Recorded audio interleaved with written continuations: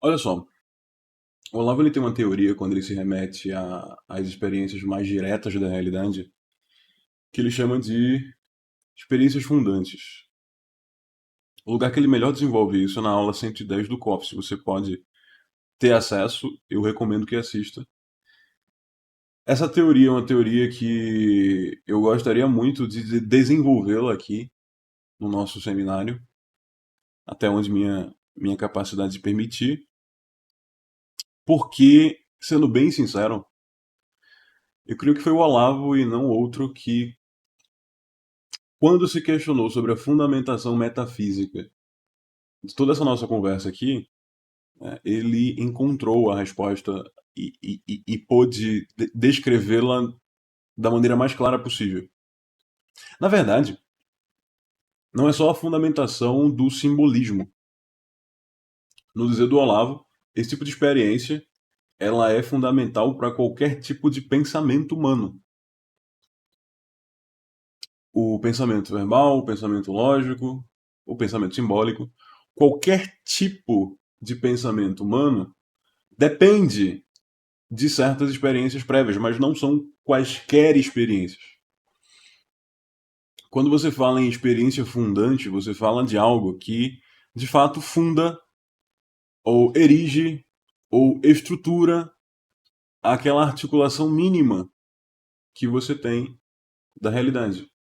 Ou seja, quando a gente diz que o mundo real faz sentido, como é que você sabe disso? Como é que você pode dizer que as coisas têm uma ordem?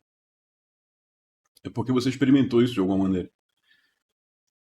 Quando o Olavo se questiona sobre isso, ele faz. Na verdade, foi a partir de uma pergunta de uma aluna, mas ele toma a pergunta em primeira pessoa. Aí ele se questiona, né, de onde surge o universo do pensamento humano. E ele começa distinguindo dois tipos de questões que são as questões que todo mundo tem.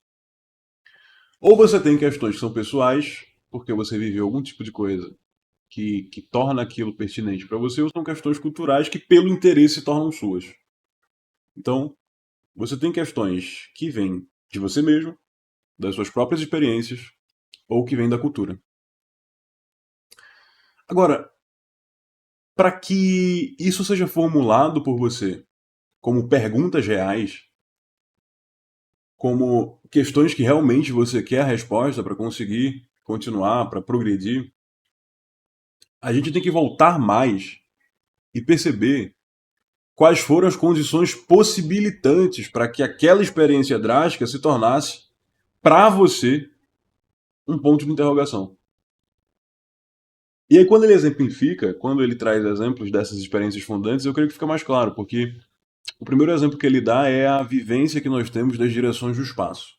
Então você imagina a criancinha olhando para os adultos, andando, né, com duas pernas, e ela tem que se esforçar, e é um longo processo para que ela consiga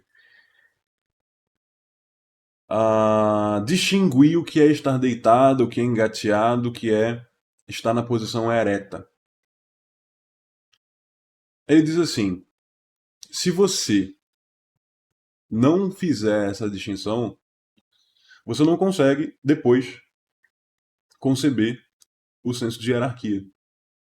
É porque você tem a experimentação do que é estar na posição ereta que você concebe a noção de verticalidade. E claro, de horizontalidade também. Outro exemplo que ele dá é quando você percebe que o dia sucede à noite, que sucede o dia, que sucede a noite. Então você nota que entre luz e escuridão há ciclos. E que, por exemplo, é a partir daí que toda a base da confiança que você tem nas coisas, porque as coisas retornam, ou pelo menos algumas coisas retornam, é criada. Você pode esperar da realidade certas coisas. E por que você pode esperar da realidade certas coisas? Porque você viveu de maneira muito básica ciclos. Dessas experiências fundantes é onde retiramos, pelas primeiras abstrações, o que ele chama de conceitos articuladores. E vejam, que de fato a gente está falando de um nível das coisas aí que é um nível de articulação, é um nível de fundação. Isso não é posterior à lógica, isso não é posterior às operações da inteligência. Isso é anterior. É porque existe esse tipo de experimentação da realidade que se torna possível depois a gente fazer qualquer tipo de depuração e elaboração.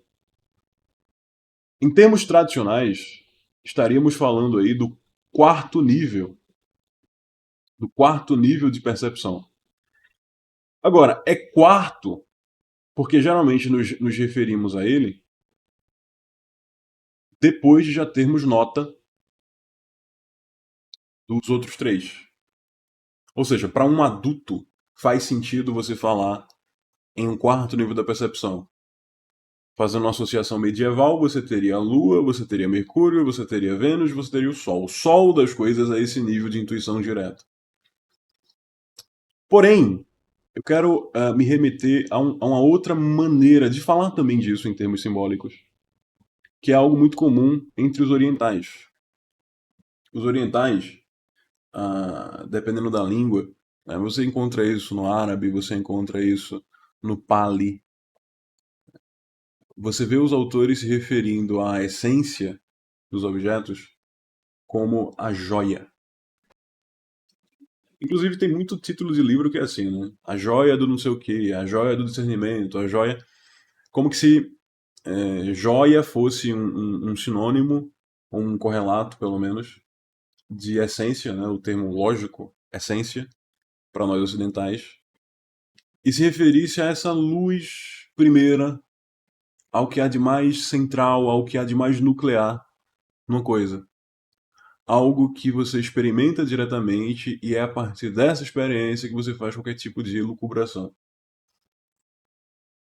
Então você pode se apropriar de outro símbolo, que é o símbolo do véu ou das cascas, para entender que essa joia, na verdade, ela é que vem primeiro, ela é central, e os outros planos de percepção, comparados a ela, são superficiais.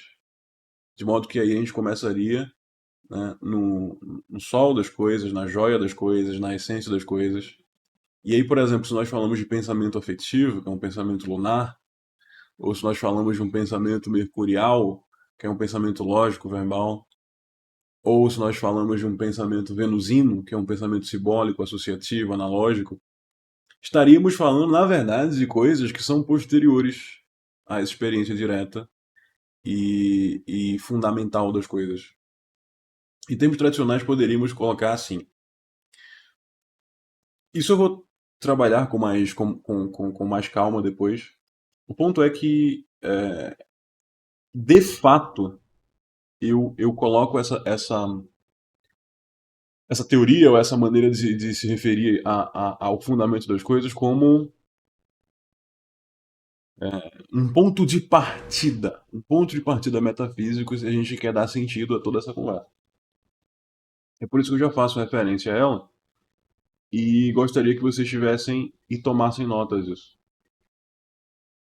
Percebam como, se não fossem aquelas experiências mais básicas que nós já tivemos no passado, na nossa infância, não teríamos capacidade nenhuma de desenvolver essa conversa aqui.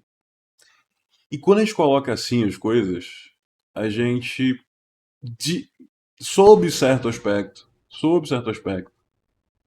põe esses discursos em perspectiva. Veja que o pensamento simbólico ele pode ser dito como mais profundo que o pensamento lógico num certo sentido, mas só num certo sentido, porque desse ponto de vista da joia oculta nos objetos, o pensamento simbólico e o pensamento lógico, eles estão pareados. Assim como o pensamento afetivo, né? O que você sente das coisas. Eles estão pareados como, em algum nível, abstrações. Em algum nível, abstrações.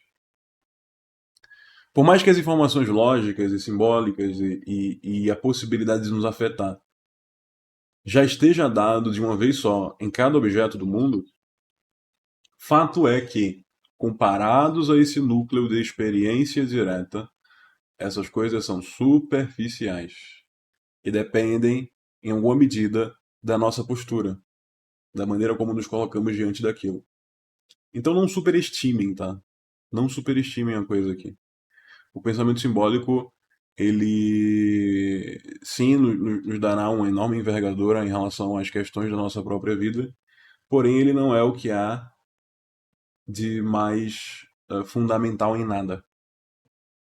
O que há de fundamental nas coisas são suas próprias formas ou essências metafísicas, captadas por nós de maneira muito básica, pré-verbal, pré-imaginativa, que, na verdade, possibilita ou condiciona toda elaboração posterior, pela nossa imaginação, pela nossa razão, pelo nosso intelecto e por aí vai. Retomaremos essa ideia, tá? Retomaremos essa ideia.